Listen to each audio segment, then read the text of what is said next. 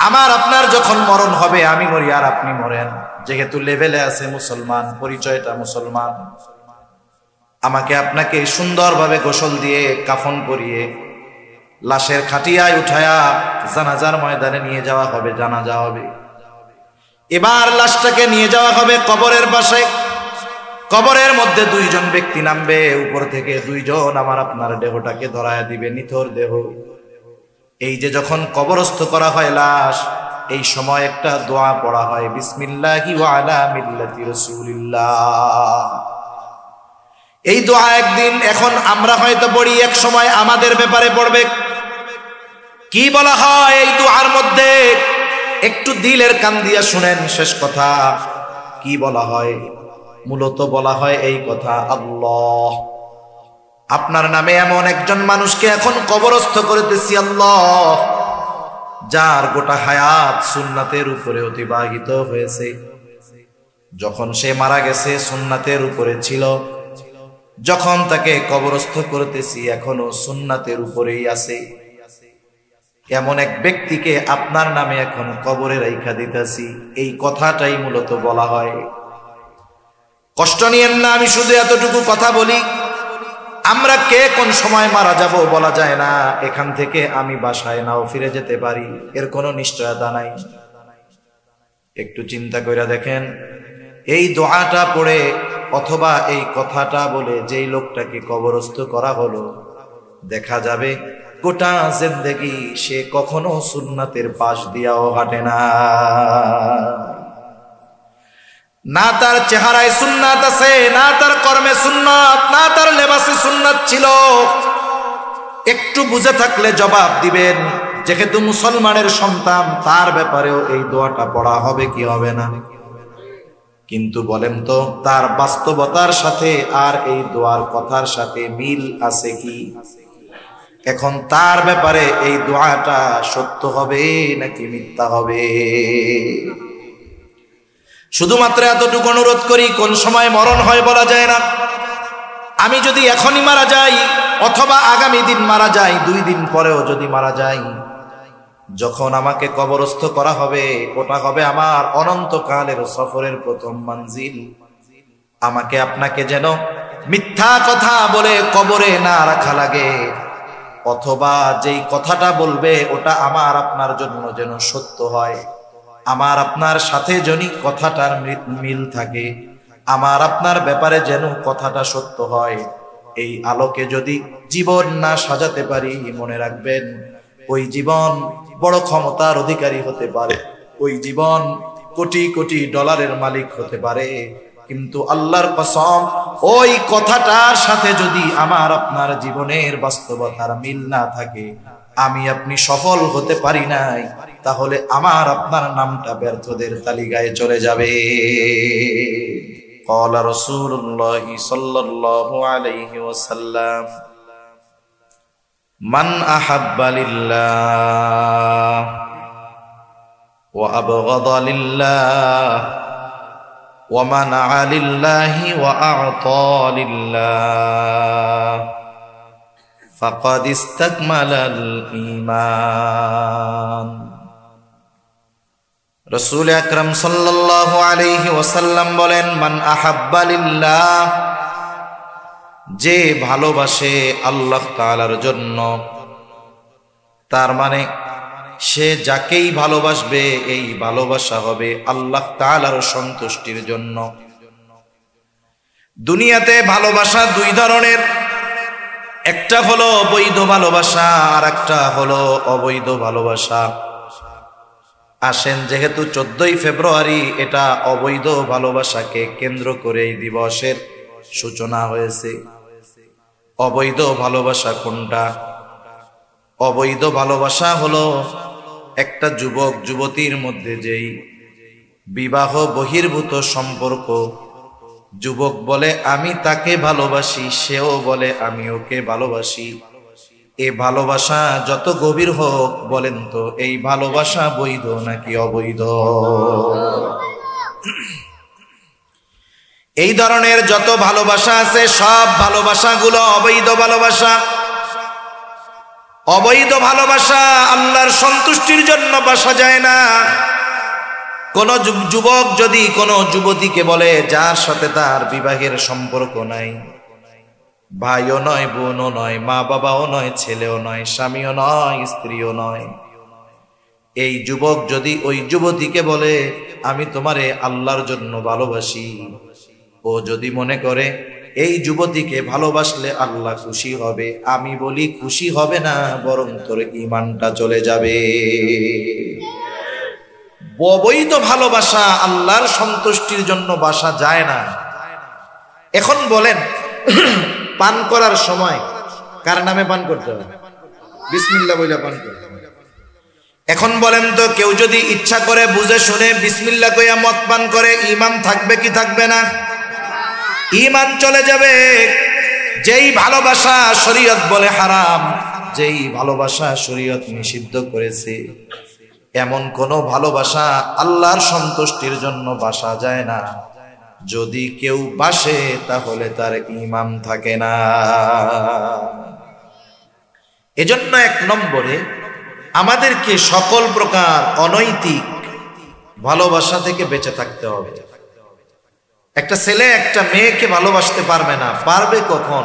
যখন সম্পর্ক হবে শরীয়তের নীতিমালায়, এই ভালোবাসা বৈধ হওয়ার একটা সম্পর্ক যখন তার মধ্যে হবে, তখন ভালোবাসলে সওয়াব আছে। এমনি সওয়াব নাই, বরং ঈমান যাওয়ার আশঙ্কা আছে। ঠিক কিনা বলেন? তাহলে আল্লাহর জন্য ভালোবাসতে হয় বৈধ ভালোবাসা। বৈধ ভালোবাসা কোনটা? বাবার প্রতি মায়ের ভালোবাসা, মার প্রতি সন্তানের ভালোবাসা, মেয়ের প্রতি মার ভালোবাসা, ভাইয়ের প্রতি বোনের ভালোবাসা, এক মুমিন ভাইয়ের প্রতি আরেক মুমিন ভাইয়ের ভালোবাসা। এই সব ভালোবাসাগুলো বৈধ ভালোবাসা।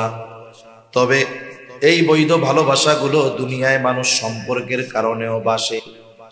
যেমন দুনিয়াতে যত ধর্ম আছে, যত মানুষ আছে, প্রত্যেকটা মানুষ যিনি বিবাহিত তিনি তার স্ত্রীকে ভালোবাসেন, যার সন্তান আছে সন্তানকে ভালোবাসে।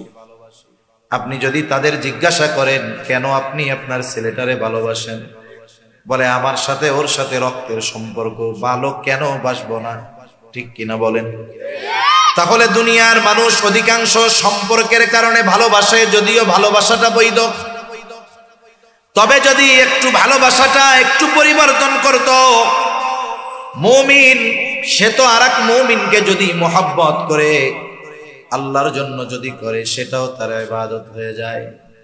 স্বামী স্ত্রীকে ভালোবাসবে, শর্ত হলো বলবে যে দেখো তুমি আমার স্ত্রী, তুমি আমার স্বামী, তোমাকে আমি শুধু সম্পর্কের কারণে ভালোবাসি তা নয়, বরং তোমাকে আমি ভালোবাসি আল্লাহ তাআলার সন্তুষ্টির জন্য। অনুরূপ ভাবে স্ত্রীও স্বামীকে বলবে তোমারে ভালোবাসি আমি আল্লাহর সন্তুষ্টির জন্য। দুনিয়াতে যদি পারিবারিক জীবনে এই ভালোবাসা, স্বামী স্ত্রীর ভালোবাসা শুধু সম্পর্কের কারণে নয়, যদি আল্লাহর জন্য তারা এই ভালোবাসা বাসত, তাহলে আমাদের সমাজে পারিবারিক কলহ, পারিবারিক দ্বন্দ্ব, বিবাহ বিচ্ছেদ আমাদের বাংলাদেশে প্রতি মিনিটে এক একটা ঘটে। এটা হলো কাগজে কলমে।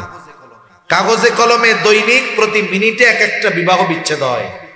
এটা তো হিসাবের কথা, কিন্তু হিসাববিহীন গ্রামের মানুষের খোঁজ খবর নেন। অনেকে আছে দৈনিক তার বউরে 2-4-10 বার না দিলে তার পেটের ভাত হজম হয় না, মানে তালাক না দিলে। এদের হিসাব বাদ। হিসাবে হলো দৈনিক এক একটা সংসার ভাঙতেছে প্রতি মিনিটে। সংসার কেন ভাঙে বলেন তো? ভালোবাসা থাকলে নাকি গেলে? খোঁজ নিয়ে দেখেন, এই দুইজন স্বামী স্ত্রী এদের মধ্যে ঠিক ভালোবাসা ছিল না, কিন্তু এরা যদি আল্লাহর জন্য পরস্পর পরস্পরকে ভালোবাসতো, ইবাদত হতো, দেখা যাবে 2 দিন দুইজন দুই দিকে। স্বামী অফিসে গিয়া আরেকটা অবৈধ ভালোবাসার সাথে জড়ায় গেছে, স্বামীর থেকে যখন স্ত্রী দূরে, সেও হয়তো আরেকটা অবৈধ ভালোবাসায় জড়ায় গেছে। যখন হারাম ঢুকে গেছে দুই দিক দিয়া, দুধ যত ভালো খাবার হোক না কেন, দুধের মধ্যে যদি গরুর প্রস্রাব পড়ে যায়, ওই দুধ আর ভালো থাকে না। এই সম্পর্কটা পবিত্র এক সম্পর্ক, ভালোবাসার এক সম্পর্ক। এটা আল্লাহর জন্য যদি হইতো তাহলে দুইজন চিন্তা করতো আমাকে সে আল্লাহর জন্য ভালোবাসে, আমিও তাকে আল্লাহর জন্য ভালোবাসি, সেহেতু এমন কিছু করা যাবে না যাতে আল্লাহ বেজার হয়। সে নিজেকে গুনার থেকে বাঁচায় রাখতো, স্বামীও বাঁচায় রাখতো, স্ত্রীও বাঁচায় রাখতো নিজেকে। তখন দুইজনের এই মুহাব্বতের সম্পর্ক দৃঢ় থাকতো। ঠিক কিনা বলেন? এজন্য আমরা আমাদের আত্মীয় স্বজন সকলকে আল্লাহর জন্য ভালোবাসবো। সম্পর্কের ভালোবাসা সব ধর্মের মানুষ বাসে, কিন্তু আল্লাহর জন্য ভালোবাসা মুমিন একে অপরকে বাসে। তখন কি হয়? এই ভালোবাসাটা শুধু শান্তির কারণ হয় না, আল্লাহর জন্য এই ভালোবাসা পরস্পরের মধ্যে থাকার কারণে ওই ভালোবাসাটাও তার আমলনামায় ইবাদত বলে গণ্য হয়ে যায়। তাহলে এখন থেকে যারা বিবাহিত স্ত্রীকে বলবে আই লাভ ইউ, ভালোবাসি, এই শব্দটার প্রয়োগ বৈধ জায়গায় বেশি বেশি করতে হবে। না করার কারণে অবৈধ জায়গায় বেশি প্রয়োগ হইতেছে। এজন্য আজকের থেকে যাদের ওয়াইফ আছে বিবাহিত, বুড়া হোক আর বুড়া হোক, এটা একবারে বৃদ্ধ হইল মুরব্বী যায় বলবেন আমি তোমাকে ভালোবাসি। ইংরেজিতেও বলবেন আই লাভ ইউ। ভালোবাসি কেন? বলে আল্লাহর সন্তুষ্টির জন্য ভালোবাসি। কথা বুঝেন নাই? ভাই ভাইকে ভালোবাসবে, ভাই বোনকে ভালোবাসবে আল্লাহর জন্য, বাবা সন্তানকে ভালোবাসবে, মেয়ে মাকে ভালোবাসবে আল্লাহর জন্য। তাহলে বলেন আমাদের দুনিয়ার সকল বৈধ ভালোবাসা হবে কার জন্য? জোরে বলেন। আল্লাহর নবী সেই কথাই বলেন, মান আহাব্বা লিল্লাহ, যে বৈধ ভালোবাসা বাসে আল্লাহ তাআলার জন্য। 2 নাম্বার ওয়া আবগাদা লিল্লাহ, যে বিরোধিতা করে, দুশ্মনী করে, সম্পর্ক ছিন্ন করে আল্লাহর জন্য। মনে রাখবেন, আপনি যদি আপনার সন্তানকে আল্লাহর জন্য ভালোবাসেন, ওই আল্লাহর জন্যই আপনি সন্তানের বিরুদ্ধে যেতে পারবেন। যদি শুধু সম্পর্কের কারণে আপনি একজনকে ভালোবাসেন, যদি কখনো আল্লাহর জন্য তার বিরোধিতা করতে হয়, সেটা আপনি তখন পারবেন না। যদি ভালোবাসার মূলটা হয় আল্লাহর জন্য, তাহলে আল্লাহর জন্য আপনি তাকে দুশমন বানাতে পারবেন। হতে পারে না? বাবা ছেলের মধ্যে শত্রুতা, দুশমনি হতে পারে কি পারে না? মনে করেন সন্তানকে আপনি ভালোবাসতেন, এই সন্তান এখন ইসলামের বিরুদ্ধের এক বড় শক্তি, ওর প্রতি আর ভালোবাসা রাখা যাবে? আপনি আগে যেমন আল্লাহর জন্য তাকে ভালোবাসতেন, ও যখন আল্লাহর বিরোধী, রাসূলের বিরোধী, ওর বিরুদ্ধে আপনার শত্রুতা হবে, তবে সেটাও হবে আল্লাহর জন্য। এই জন্য যাকে আল্লাহর জন্য ভালোবাসা যায়, যেই সম্পর্কটা আল্লাহর জন্য গড়া যায়, ওই সম্পর্কটা আল্লাহর জন্য ভাঙাও যায়। এটা ভালোবাসার মূলনীতি হবে যে আমাদের ভালোবাসা হবে আল্লাহ তাআলার জন্য। তাহলে ভালোবাসাও যাবে, তাহলে ওই ভালোবাসা ত্যাগ করাও যাবে। আল্লাহ তাআলা সবচাইতে বেশি বেজার হন বান্দা যখন শিরিক করে। কি করে বলেন? ঘুমাইতেছেন নাকি? তাকবীর দেন, নারায়ে তাকবীর। জবাবটাও এরকম একটু জোরে দিয়েন, তাহলে বুঝবো না দাজা আছেন। দুনিয়ায় স্ত্রী সন্তান, তাদেরকে কেন্দ্র করে এই জীবন গড়ে। সন্তানের চেহারা দেখলে সারা দিনের ক্লান্তি নিমেষেই দূর হয়ে যায়, কিন্তু কিয়ামতের দিন ওই সন্তান বাবার মুখোমুখি হইতে যাবে না। যেই মা সন্তানের জন্য দুনিয়ায় জীবন দিয়ে দেয়, ওই সন্তানের মুখোমুখি মা সেই দিন হতে চাইবে না। আল্লাহ তাআলা বলেন সবাই সবার থেকে পালায়া থাকবে, লুকায়া থাকবে, প্রত্যেকটা মানুষ তার নিজের চিন্তায় বিভোর থাকবে। আল্লাহ তাআলা কোরআনুল কারীমের মধ্যে জানায় দেন, তাফসীরের মধ্যে আসছে, এমনও হবে মানুষেরা এমন করে বলবে, মানুষেরা এরকম বলবে, আল্লাহ সারা দুনিয়ার সব মানুষকে জাহান্নামে দিয়ে হলেও আপনি আমাকে আপনি জান্নাতে দিয়া দেন। তাহলে মুসিবতটা কত বড় একটু চিন্তা করে দেখেন। যেই দিন সকলে নাফসি নাফসি, নিজের চিন্তায় বিভোর, সেই দিন সকলেই চিন্তিত থাকবে। আমার আপনার নবীজিও চিন্তিত থাকবে, তবে নবীজি নিজের জন্য চিন্তা করবে না, নবীজি তার উম্মতের মাগফিরাতের চিন্তায় থাকবে। সেই দিন মা চিন্তা করবে ছেলেরে জাহান্নামে দিয়ে হলেও আমি যেন জান্নাতে যেতে পারি, আর নবীজি উম্মতের চিন্তায় বিভোর থাকবে। কি করবে নবী সেই দিন? নবীজি আল্লাহ তাআলার কাছে উম্মতের মাগফিরাতে ফরিয়াদ করবে, সুপারিশ করবে। হাদিসের মধ্যে আসছে নবীজি একবার দৌড়িয়ে চলে যাবে হাউজে কাউসারের কাছে। না জানি তার কোন উম্মত হাউজে কাউসার থেকে, পানি পাম থেকে মাহরুম হয়ে যায়। আর একবার দৌড়ে চলে যাবে পুলসরাতের কাছে। না জানি তার কোন উম্মত পুলসরাত পাড়ি দিতে ব্যর্থ হয়ে যায়। নবীজি আর একবার দৌড়ে চলে যাবে জাহান্নামের কাছে। না জানি তার কোন উম্মতকে জাহান্নামে দিয়ে দেওয়া হয়। নবীজি আর একবার দৌড়ে চলে যাবে মিজানের কাছে। না জানি তার কোন উম্মত ওজনে ধরা পড়ে যায়। আবার যখন উম্মতের জন্য সুপারিশ দরকার, আল্লাহ তাআলার কাছে এই উম্মতের জন্য সুপারিশ করবে। হাদিসের মধ্যে আসছে সব নবী জান্নাত অভিমুখে রওনা হয়ে যাবে, সব নবী জান্নাতের দরগড়ায় পৌঁছায়া যাবে, কিন্তু জান্নাতের দরজা বন্ধ, জান্নাতের দরজা খোলা হবে না। জিজ্ঞাসা করবে কি ব্যাপার, জান্নাতের দরজা খোলা হয় না কেন? জান্নাতের পাহারাদারেরা জবাব দিয়ে বলবে, যিনি আসলে খোলা হবে তিনি এখনো আসেন নাই। তিনি কে? বলে তিনি হলেন মুহাম্মদুর রাসূলুল্লাহ সাল্লাল্লাহু আলাইহি ওয়াসাল্লাম। কোথায় তিনি? বলে তিনি এখনো হাসরের ময়দানে। নবীজি যতক্ষণ না তার ওই উম্মত যার যাররা পরিমাণ ঈমান আছে তার ব্যাপারেও আল্লাহ তাআলার কাছ থেকে জান্নাতের নিশ্চয়তা নবী যতক্ষণ না পাবেন, আমার আপনার নবী ততক্ষণ পর্যন্ত জান্নাত অভিমুখে রওনা হবে না। একটু চিন্তা করেন, আমি কোন পলিটিক্যাল লিডার বা পলিটিক্সের কথা বলি না, কিন্তু দেশের বড় পলিটিক্স যারা করে এরা আমাদের আশেপাশের কাছের আত্মীয় স্বজন। একটু চিন্তা করে দেখেন তো, একজন যখন এমপি ছিল তার পাশে সবাই গুড়গুড় করছে, তাই না? কত মহব্বত ভালোবাসা জীবন দিতে গেছে।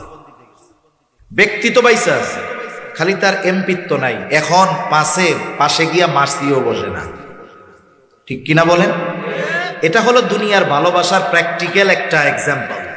যে দেখেন দুনিয়ার ভালোবাসাটা 100% কোন না কোন ভাবে স্বার্থ জড়িত থাকে, কিন্তু নবী তার উম্মতকে যাররা পরিমাণ স্বার্থের জন্য মহব্বত করেন না।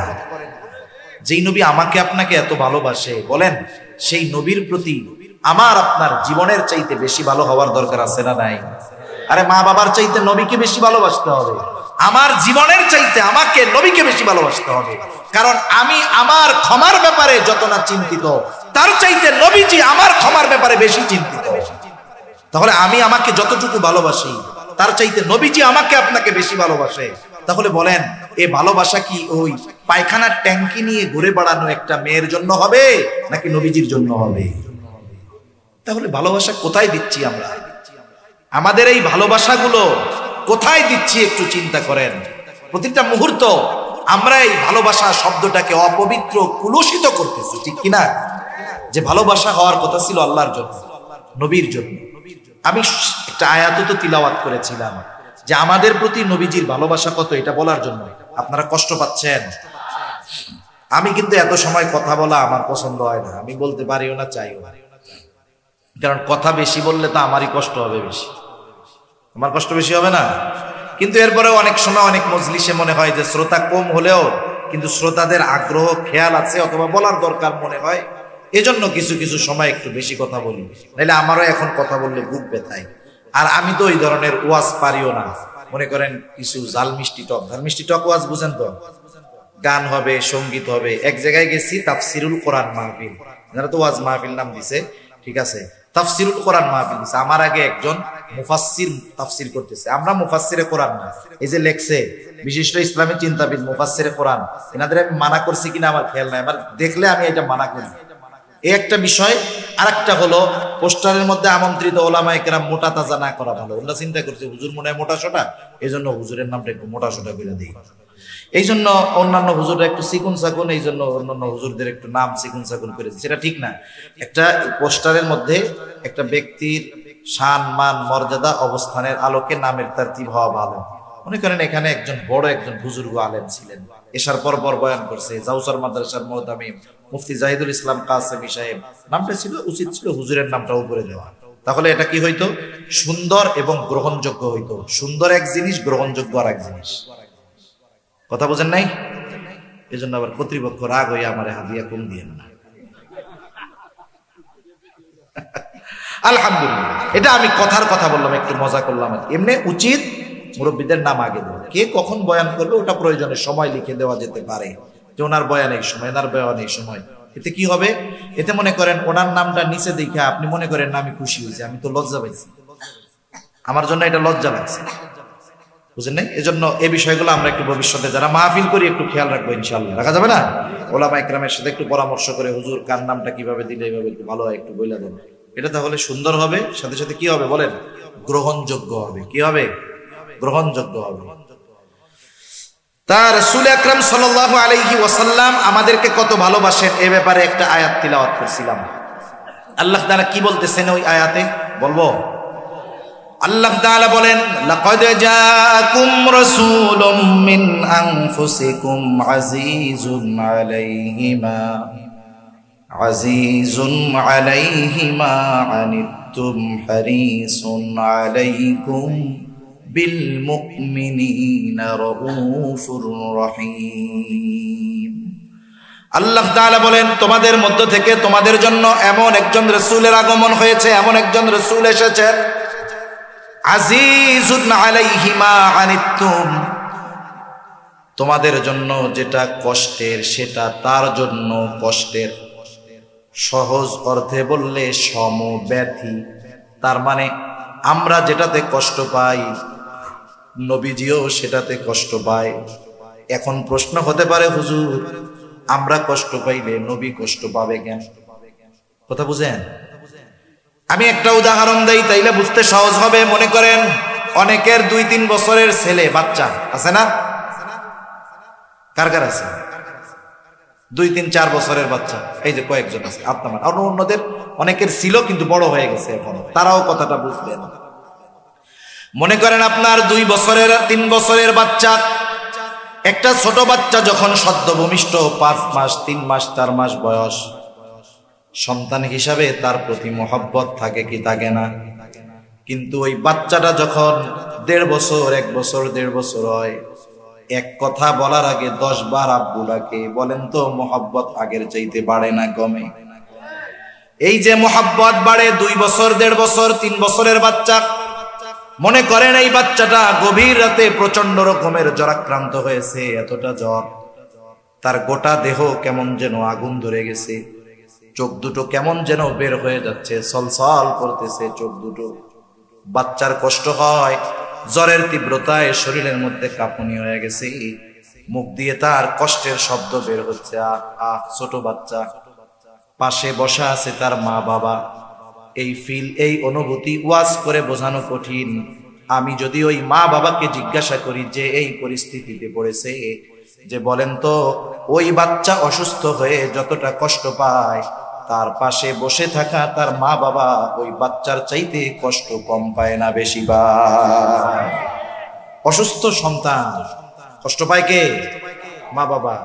কিন্তু অন্য আরেক মা বাবা তো আপনার সন্তানের অসুস্থতায় ব্যথা কষ্ট পাবে না। আপনি কেন পান? কারণ আপনি একে সর্বোচ্চ ভালোবাসেন। নবীজি কেন আমাদের কষ্টে কষ্ট পান? কারণ নবীজি আমাদেরকে মা বাবার চাইতে বেশি ভালোবাসে। এই জন্য নবী চান না তার উম্মত কোনটা জাহান্নামে যাক। এজন্যই আল্লাহ তাআলা বলেন, ও দুনিয়ার মানুষ শুনে না, এই রাসূল হলো এমন এক রাসূল, যেই রাসূল তোমাদের কষ্টের কারণে সে কষ্ট পায়। 2 নম্বর আল্লাহ তাআলা বলেন, হারিসুন আলাইকুম, রাসূল হলেন তোমাদের জন্য কল্যাণকামী, সর্বোচ্চ কল্যাণকামী নবীজি। একটা হাদিস বলি, কোন জায়গায় কোনটা কল্যাণকর সেই দিকে খেয়াল রাখতেন। নবীজি বলেন, আল্লাহ তাআলা সব নবীকে তার উম্মতের ব্যাপারে এক একটা বিশেষ দোয়া করার সুযোগ দিয়েছে, এবং ওই দোয়াটা কবুল হওয়ার নিশ্চয়তা আল্লাহ তাআলা দিয়েছেন। সব নবী দুনিয়ায় তার উম্মতের জন্য ওই দোয়াটা করে ফেলছে, আমি ওই দোয়াটা করি নাই, ওটাকে আমি সংরক্ষণ করে রাখছি। কিয়ামতের দিন আমার উম্মতের জন্য ওই দোয়াটা আমি আল্লাহ তাআলার কাছে সুপারিশ হিসাবে করব। কারণ নবী জানে দুনিয়ার মুসিবতের চাইতে ওই সময় মুসিবত বেশি।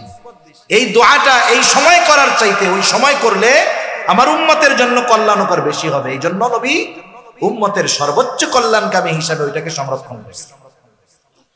তবে মুমিনদের প্রতি নবীজির ভালোবাসা হলো স্পেশাল ভালোবাসা।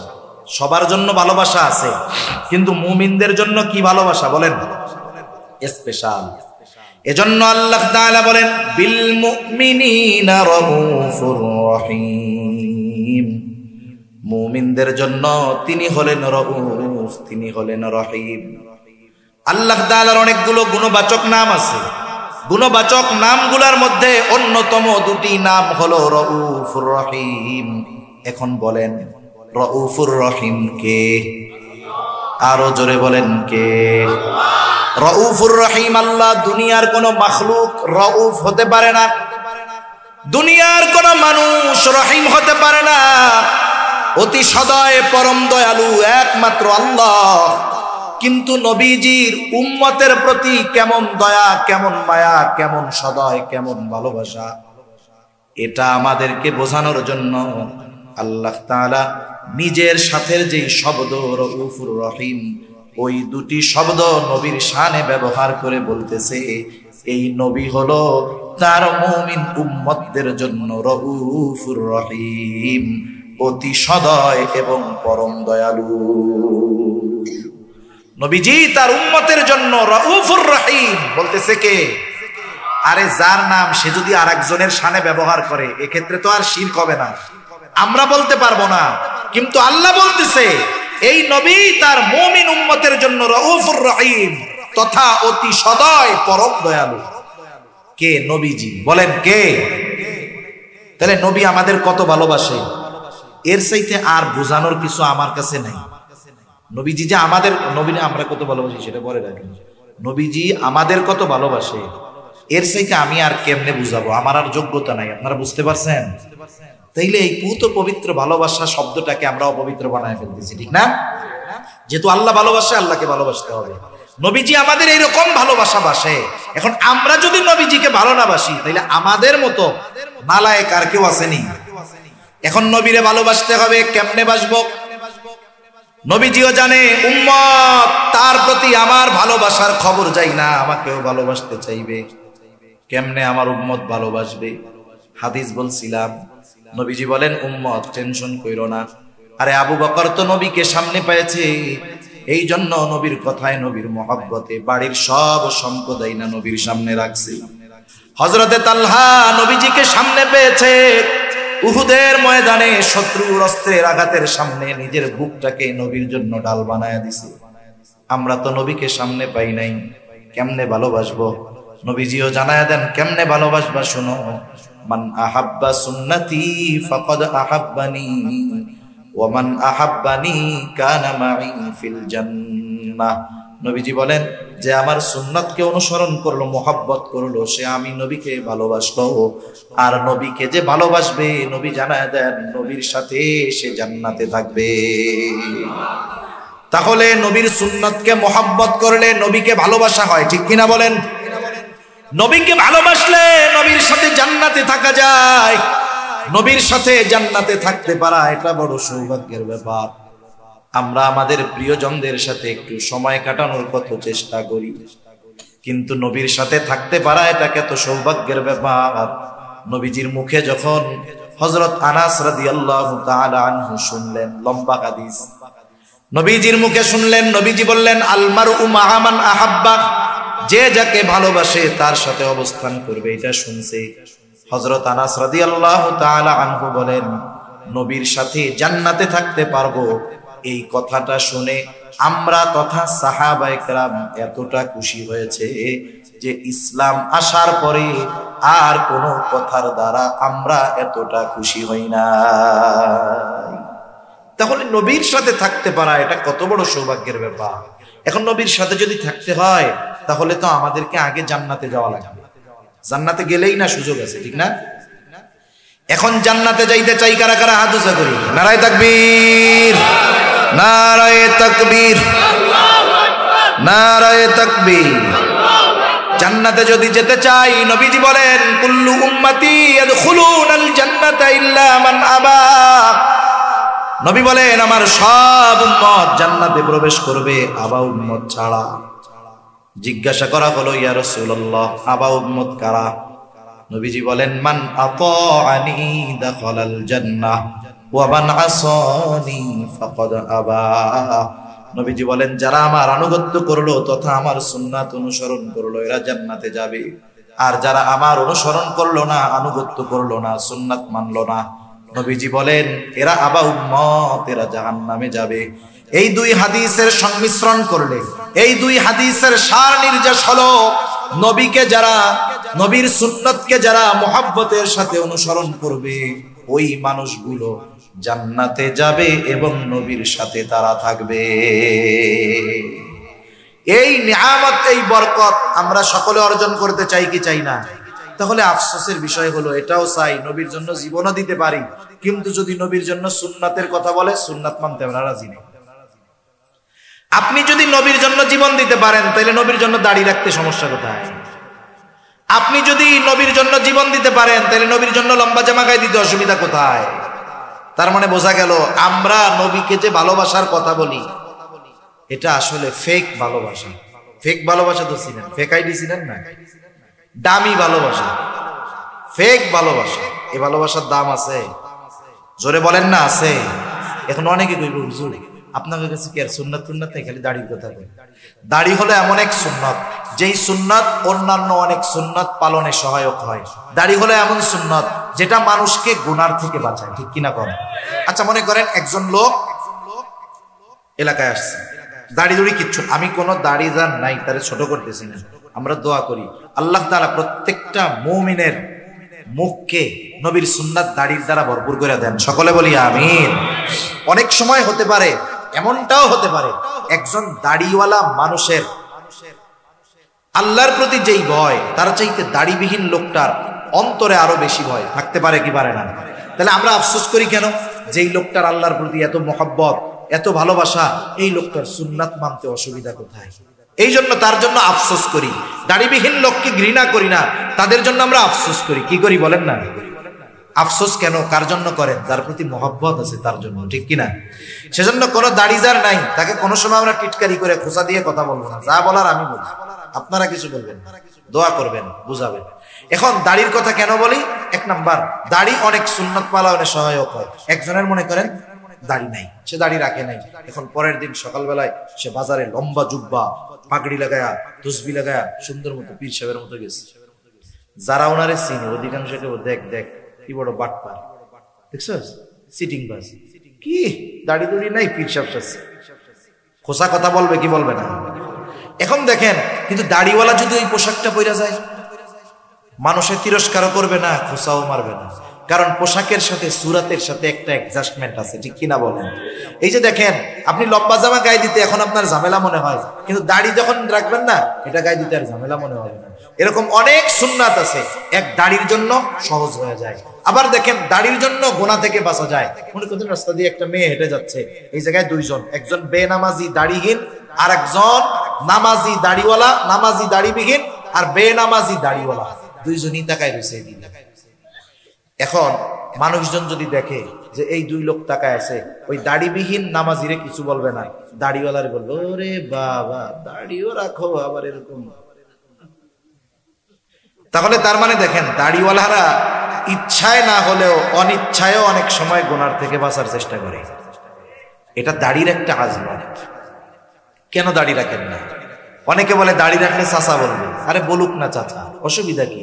দুনিয়ায় যদি দাড়ি রাখার কারণে কেউ আপনারে তিরস্কার করে, এই তিরস্কৃত হইলেন দুনিয়ার কারো জন্য নয়, তো নবীর সুন্নাতের জন্য হয়েছে, ঠিক কিনা বলেন?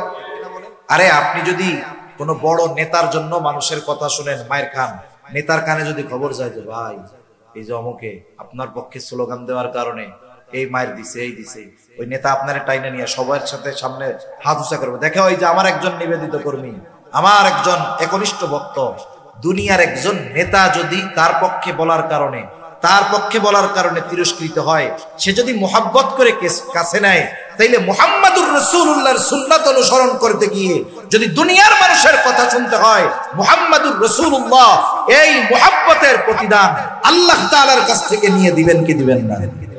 নবীজির জন্য কথা শুনলে ওই তিরস্কার হবে পুরস্কার।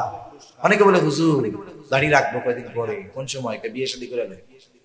তুমি বিয়ে শাদী দাড়ি থেকে বিয়ে শাদী ঠেকে থাকে নাকি? এই হুজুরকে জিজ্ঞাসা করেন তো, একজনে কি দাড়ির জন্য বিয়ের জন্য দাড়ি দুড়ি ফালানো লাগছে নাকি? একজনের তো লাগে নাই। তাহলে কেন দাড়িতে বিয়ে তো ঠেকে না? বলে হুজুর দাড়িওয়ালা ছেলে মেয়েরা পছন্দ করে না। বলে মেয়ে দাড়িওয়ালা ছেলে পছন্দ করে না। আমি বলি যেই মেয়ে দাড়িওয়ালা বা দাড়ি পছন্দ করে না সে কখনোই ভালো মেয়ে হতে পারে না, ঠিক কিনা বলেন? যে নবীকে নবীর সুন্নাতকে অপছন্দ করে সে ভালো হয় কেমন? আপনি হয়তো ওর বংশ পাবেন, চেহারা পাবেন, টাকা পয়সা পাবেন। চিন্তা করছেন হেমায়েতপুর 1 শতক জমির দাম মিলিয়ন মিলিয়ন টাকা, 15 লাখ 20 লাখ টাকা, এক বাপের এক মাইয়া, আর একটু ট্রেডিশন ফ্যাশনওয়ালা নবীর সুন্নাত পছন্দ করে না, এতে কি হয়েছে? বিয়ে শাদীর পরে তো আমিও সম্পদের মালিক হয়ে যাবো, হয়তো আপনি 5 তলা বাড়ির মালিক হবেন, কিন্তু এই মেয়ে তো নবীর সুন্নাতকে পছন্দ করে না। মরার পরে জান্নাত না জাহান্নাম ওইটা আল্লাহ ভালো জানে। কিন্তু যেই মেয়ে নবীর সুন্নাত পছন্দ করে না, ওই মেয়ের চেহারা সম্পদ বংশ দেখে ঘরে আনবেন ঠিক, ওই আখেরাতে কি হবে জানি না, কিন্তু ওই মেয়ের বদৌলতে দুনিয়ায় আশা করি ছোট জাহান্নাম দেখতে পারবে, ঠিক কিনা বলেন? পারিবারিক অশান্তির আরেক নাম হলো ছোট জাহান্নাম, মনে রাখবেন। পারিবারিক অশান্তির আরেক নাম কি? ছোট জাহান্নাম। আরেকজনরে আনছেন, টাকা পয়সা নাই, গরিবের মেয়ে, চেহারা অনেক সুন্দর না, কিন্তু দিনদার। হয়তো এই মেয়েটা বংশীয় না, সুন্দর না, টাকা পয়সা অনেক নাই। বিবাহের আগের ভালোবাসা মানে বিফোর ম্যারেজ আর আফটার ম্যারেজ ভালোবাসার মধ্যে তফাৎ আছে। আপনি দুনিয়াতে যত মেয়ের বিবাহ বিচ্ছেদ দেখবেন, 2 পোলা থেকে 2 বাচ্চা বিবাহ বিচ্ছেদ হয়ে গেছে, অধিকাংশ মেয়ের চেহারা দেখবেন সুন্দর। কালো মেয়েদের বিবাহ বিচ্ছেদ শতকরা 1টা হয় কিনা সন্দেহ আছে। কালো মেয়েদের বিবাহ বিচ্ছেদ ক্যারেক্টার জনিত, চরিত্র জনিত কারণে খুব কম হয়। কিন্তু এই যে বিবাহ বিচ্ছেদ গুলো হয়, 2 বাচ্চারা আর একজনের সাথে চলে গেছে, বিবাহ বিচ্ছেদ করছে, খোঁজ নিয়ে দেখেন অধিকাংশের চেহারা সুন্দর। আমি বললাম ভুল না মিথ্যা? যদি এইটাই হইতো তাইলে সুন্দরী যারা, এই চিত্রনায়িকারা নাকি সুন্দরী, ওদের এক একজনের বিবাহ হয়, কারো হাফ ডজন, কারো 1 ডজন, কারো 1 হালি বিয়ে হয়, কোটি টাকার কাবিন হয়, বেলুনের মতো বিশাল আয়োজন করে বিবাহ হয়। ফুটুস করে একদিন দেখি যে এদের মধ্যে বলে বিবাহ শাদী আর নাই। তাহলে আফটার ম্যারেজ আর বিফোর ম্যারেজ ভালোবাসার মধ্যে তফাৎ আছে। বিফোর ম্যারেজ মানে বিবাহের পূর্বের ভালোবাসাতে প্রায়োরিটি পায় চেহারা, টাকা পয়সা, বংশ। কিন্তু আফটার ম্যারেজ স্বামী স্ত্রীর এই ভালোবাসার মধ্যে প্রাধান্য পায় আখলাক, চরিত্র, দিনদারিতা, ঠিক কিনা বলেন? তাহলে যেটা আমার জীবনের প্রয়োজন সেটা আগের থেকে ধরে নিলে সমস্যা কোথায়? এজন্য যারা বলে যে দাড়ি রাখলে সুন্দর ভালো মেয়েরা পছন্দ করবে না, আমি বলি যেই মেয়ে দাড়ি পছন্দ করে না ওই মেয়ে কশ্চিনকালে ভালো হতে পারে না। সর্বশেষ একটা কথা বলি, এ দুনিয়া থেকে আমরা কেউ থাকতে পারবো? আমাদের পূর্বপুরুষ কেউ থাকতে পারে নাই। আপনাদের মাইকেও মাঝে মধ্যে মানুষ মারা গেলে এলান করে না, অমুকে ইন্তেকাল করছে। এখন তো আমরা ওই এলান শুনতেছি, একদিন আমার আপনার এলান এরকম করবে নাকি? 2-4 জন আছেন না হুজুর আমি অমৃত সুধা পান করেছি, আমার কোনো অসুবিধা নেই, আমি আবে হায়াত খাইছি, এরকম কেউ আছে দুনিয়ায়? কেউ থাকতে পারবে না। আমি শুধু একটা চিন্তা আপনাদের মাথায় ঢুকায় দিতে চাই, একটু চিন্তা করেন। আমার আপনার যখন মরণ হবে, আমি মরি আর আপনি মরেন, যেহেতু লেভেলে আছে মুসলমান, পরিচয়টা মুসলমান, আমাকে আপনাকে সুন্দরভাবে গোসল দিয়ে কাফন পরিয়ে লাশের খাটিয়ায় উঠায়া জানাজার ময়দানে নিয়ে যাওয়া হবে, জানাজা হবে। এবার লাশটাকে নিয়ে যাওয়া হবে কবরের পাশে। কবরের মধ্যে 2 জন ব্যক্তি নামবে, উপর থেকে 2 জন আমার আপনার দেহটাকে ধরায় দিবে, নিথর দেহ। এই যে যখন কবরস্থ করা হয় লাশ, এই সময় একটা দোয়া পড়া হয়, বিসমিল্লাহি ওয়া আলা মিল্লাতি রাসূলিল্লাহ। এই দোয়া একদিন এখন আমরা হয়তো পড়ি, এক সময় আমাদের ব্যাপারে পড়বে। কি বলা হয় এই দোয়ার মধ্যে? একটু দিলের কান দিয়া শুনেন শেষ কথা। কি বলা হয়? মূলত বলা হয় এই কথা, আল্লাহ আপনার নামে এমন একজন মানুষকে এখন কবরস্থ করতেছি, আল্লাহ যার গোটা হায়াত সুন্নাতের উপরে অতিবাহিত হয়েছে, যখন সে মারা গেছে সুন্নাতের উপরে ছিল, যখন তাকে কবরস্থ করতেছি এখনো সুন্নাতের উপরেই আছে, এমন এক ব্যক্তিকে আপনার নামে এখন কবরে রাইখা দিতেছি, এই কথাটাই মূলত বলা হয়। কষ্ট নিয়েন না, আমি শুধু এতটুকু কথা বলি, আমরা কে কোন সময় মারা যাব বলা যায় না। এখান থেকে আমি বাসায় নাও ফিরে যেতে পারি, এর কোনো নিশ্চয়তা নাই। একটু চিন্তা করে দেখেন, এই দোয়াটা পড়ে অথবা এই কথাটা বলে যেই লোকটাকে কবরস্থ করা হলো, দেখা যাবে গোটা জিন্দেগি সে কখনো সুন্নাতের পাশ দিয়াও হাঁটে না। না তার চেহারায় সুন্নাত আছে, না তার কর্মে সুন্নাত, না তার লেবাসে সুন্নাত ছিল। একটু বুঝে থাকলে জবাব দিবেন, যেহেতু মুসলমানের সন্তান তার ব্যাপারেও এই দোয়াটা পড়া হবে কি হবে না? কিন্তু বলেন তো, তার বাস্তবতার সাথে আর এই দোয়ার কথার সাথে মিল আছে কি? এখন তার ব্যাপারে এই দোয়াটা সত্য হবে নাকি মিথ্যা হবে? শুধুমাত্র এতটুকু অনুরোধ করি, কোন সময় মরণ হয় বলা যায় না। আমি যদি এখনই মারা যাই অথবা আগামী দিন মারা যাই, 2 দিন পরেও যদি মারা যাই, যখন আমাকে কবরস্থ করা হবে ওটা হবে আমার অনন্তকালের সফরের প্রথম মঞ্জিল। আমাকে আপনাকে যেন মিথ্যা কথা বলে কবরে না রাখা লাগে, অথবা যেই কথাটা বলবে ওটা আমার আপনার জন্য যেন সত্য হয়, আমার আপনার সাথে যদি কথাটার মিল থাকে, আমার আপনার ব্যাপারে যেন কথাটা সত্য হয়। এই আলোকে যদি জীবন না সাজাতে পারি, মনে রাখবেন ওই জীবন বড় ক্ষমতার অধিকারী হতে পারে, ওই জীবন কোটি কোটি ডলারের মালিক হতে পারে, কিন্তু আল্লাহর কসম ওই কথাটার সাথে যদি আমার আপনার জীবনের বাস্তবতার মিল না থাকে, আমি আপনি সফল হতে পারি নাই, তাহলে আমার আপনার নামটা ব্যর্থদের তালিকায় চলে যাবে। এজন্য জীবনটাকে আমরা ওইভাবে সাজাবো। সাজানো যাবে তো ইনশাআল্লাহ? আমরা আল্লাহ এবং রাসূলকে সর্বোচ্চ ভালোবাসি এবং তাদের ভালোবাসার প্রমাণ দেওয়ার জন্য যা করার দরকার সেটা যদি করতে পারি, তাহলে ঈমান কামেল হবে। এই মুহাব্বত, এই ভালোবাসা আমাকে জান্নাত পর্যন্ত পৌঁছায়া দিবে ইনশাআল্লাহ। আল্লাহ সুবহানাহু ওয়া তাআলা আমাদের সবাইকে আল্লাহ এবং রাসূলের প্রতি প্রকৃত মুহাব্বত ধারণের প্রদর্শনের তৌফিক আল্লাহ তাআলা দান করেন। সকলে বলি আমিন। ওয়া আখিরু দাওয়ানা আনিল হামদুলিল্লাহি রাব্বিল আলামিন। আসসালামু আলাইকুম ওয়া রাহমাতুল্লাহি ওয়া বারাকাতুহু। দুরূদ শরীফ পড়ি। আল্লাহুম্মা সাল্লি আলা মুহাম্মদ ওয়া আলা আলি মুহাম্মাদিন কামা সাল্লাইতা আলা ইব্রাহিম ওয়া আলা আলি ইব্রাহিম ইন্নাকা হামিদুম মাজিদ। আল্লাহুম্মা বারিক আলা মুহাম্মাদিন ওয়া আলা আলি মুহাম্মাদিন কামা বারাকতা আলা ইব্রাহিম ওয়া আলা আলি ইব্রাহিম ইন্নাকা হামিদুম মাজিদ। আলহামদুলিল্লাহি রাব্বিল আলামিন ওয়াল আকিবাতু লিল মুত্তাকিন। والصلاة والسلام على خير خلقه محمد وعلى آله وأصحابه أجمعين. ربنا ظلمنا أنفسنا وإن لم تغفر لنا وترحمنا لنكونن من الخاسرين. ربنا آتنا في الدنيا حسنة وفي الآخرة حسنة وقنا عذاب النار. ربنا لا تزغ قلوبنا بعد إذ هديتنا وهب لنا من لدنك رحمة إنك أنت الوهاب. وأفوض أمري إلى الله إن الله بصير بالعباد. حسبنا الله ونعم الوكيل نعم المولى ونعم النصير. اللهم حاسبنا حسابا يسيرا. اللهم حاسبنا حسابا يسيرا. اللهم إنك عفو كريم تحب العفو فاعف عنا. ওগদয়ময় আল্লাহ, গভীর রাত পর্যন্ত দিন আলোচনা করার পরে গুনাহ মাখা হাত আমরা তুলে ধরেছি। আল্লাহ, রাত যত গভীর হয় দুনিয়ার মানুষের দরজাগুলো বন্ধ হয়ে যায়, আর রাত যত গভীর হয় আপনার রহমতের দুয়ার তত উন্মোচিত হয়। আয় আল্লাহ, আমরা গুনাহগার, আপনি গফফার। আমরা গুনাহ করতে ভালোবাসি আল্লাহ, আপনি ক্ষমা করতে ভালোবাসেন।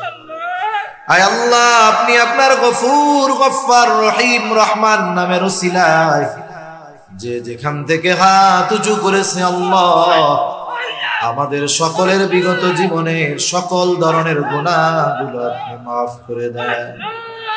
আয় আল্লাহ, আমাদের আত্মীয় স্বজনের গুনাহগুলো মাফ করে দেন।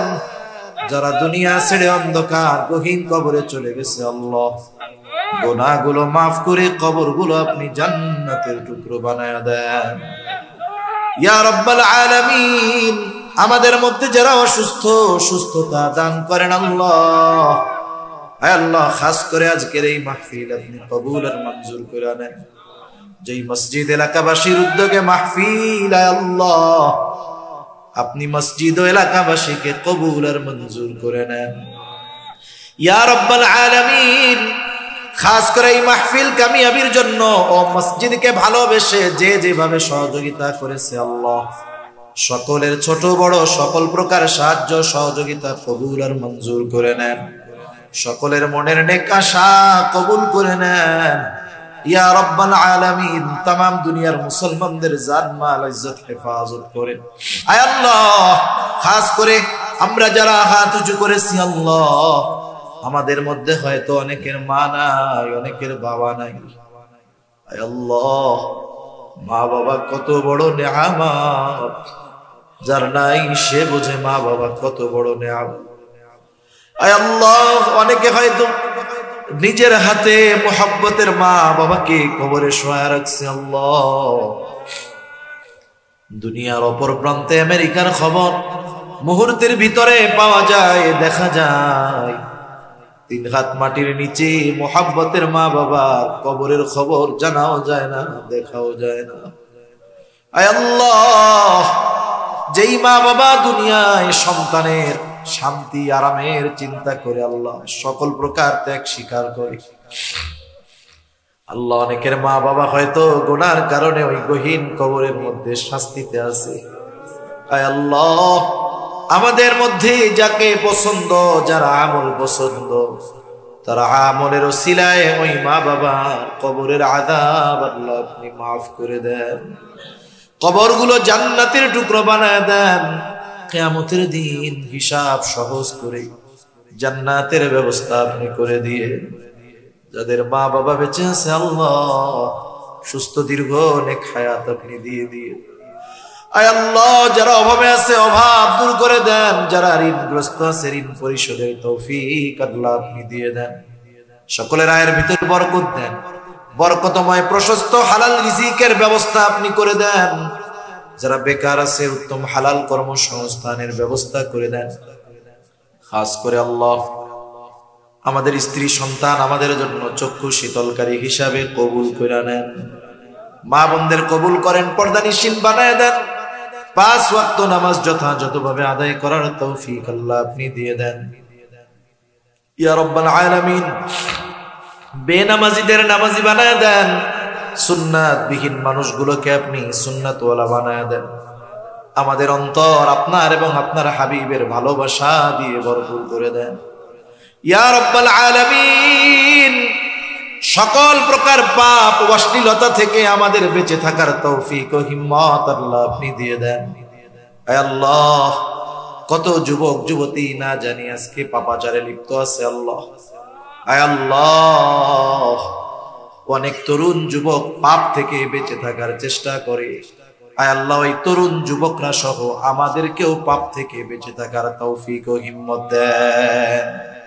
আয় আল্লাহ, যারা পাপাচারে লিপ্ত আছে তাদেরকে সহি বুঝ দান করেন আল্লাহ। আমাদের নসল আগামী প্রজন্মকে হেফাজত করেন। ঈমান বিধ্বংসী ষড়যন্ত্র চক্রান্ত প্রত্যেকটা মুসলমানকে অনুধাবন করার বুঝবার তৌফিক আল্লাহ আপনি দিয়ে দেন ইয়া রাব্বাল আলামিন। আমাদের এই জিন্দেগি হায়াত উলামা ইকরামের পরামর্শ তত্ত্বাবধানে অতিবাহিত করার তৌফিক দিয়ে দেন আল্লাহ। আয় আল্লাহ, আমাদের সকলকে বারবার মক্কা মদিনা জিয়ারত করার তৌফিক আল্লাহ আপনি দেন। আয় আল্লাহ, কার মনে কি চাওয়া জানি না, সকলের মনের নেক চাওয়া নেক আশা গুলো কবুল আর মঞ্জুর করে নেন। আমাদেরকে সকল কল্যাণ দেন, সকল অকল্যাণ থেকে হেফাজত করেন ইয়া রাব্বাল আলামিন। সর্বোপরি শেষ চাওয়া আজকের মতো, আয় আল্লাহ, মালাকুল মউত কোন সময় মৃত্যুর পয়গাম নিয়ে হাজির হয় বলা যায় না। ইয়া রাব্বাল আলামিন, জানি না, হতে পারে আমাদের মধ্যে কারো নামটা হয়তোবা আসমানি দপ্তরে মৃত বলে লেখা হয়ে গেছে, হয়তোবা কারো কাফনের কাপড় বাজারের কাপড়ের দোকানে চলে আসছে আল্লাহ, হয়তোবা কারো কবরের চাটাইটা চাটাইয়ের দোকানে চলে আসছে, হয়তোবা কারো কবরের বাসটায় ঝাড়ের মধ্যে পেকে গেছে। আয় আল্লাহ, মালাকুল মউত যখন মৃত্যুর পয়গাম নিয়ে হাজির হবে, ওই কঠিন মুহূর্তে কেউ আমার উপকারে আসতে পারবে না। আল্লাহ, ওই কঠিন মুসিবতের সময় আপনি আপনার গুনাহগার বান্দাদের ভুলে যায়েন না। আয় আল্লাহ, আপনার প্রত্যেকটা গোলামের জবানে ওই মুসিবতের সময় আপনি তাওহীদের কালিমা নসিব করায়া দিয়ে। ইহদিনাস সিরাতাল মুস্তাকিম, ইহদিনাস সিরাতাল মুস্তাকিম, সিরাতাল লাযীনা আন'আমতা আলাইহিম গায়রিল মাগদুবি আলাইহিম ওয়ালাদ-দাল্লিন। রব্বি ইজআলনি মুকিমাস সালাতি ওয়া মিন যুররিয়্যতি রব্বানা ওয়া তাকাব্বাল দুআ। ربنا اغفر لي ولوالدي وللمؤمنين يوم يقوم الحساب. ربنا هب لنا من أزواجنا وذرياتنا قرة أعين وجعلنا للمتقين إماما. رب ارحمهما كما ربياني صغيرا. رب ارحمهما كما ربياني صغيرا. وصلى الله تعالى على خير خلقه محمد وعلى آله وأصحابه أجمعين. آمين برحمتك يا أرحم الراحمين.